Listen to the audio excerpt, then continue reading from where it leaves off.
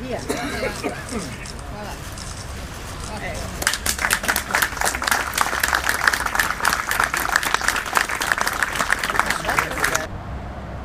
Presidente Serracchiani, oggi inaugurato un nuovo punto di e-distribuzione, un biglietto da visita anche per la città di Udine con un recupero importante. Sì, un recupero importante, il biglietto da visita di ingresso alla città, questa è un'area storica, erano molto dispiaciuti anche i già dipendenti dell'Enel di abbandonare questo luogo e così credo che si sia fatto veramente bene a rimetterlo in ordine, è un luogo che risponde a tutte la staticità sismica, che ha efficienza energetica, che dà lavoro a 70 persone ed inoltre è, come dicevo prima, l'ottimo biglietto da visita. Di questo bisogna ringraziare anche il proprietario che ha preferito appunto che questo accadesse e che non venisse dismessa un altro pezzo di città come purtroppo accade in altre circostanze. Voilà.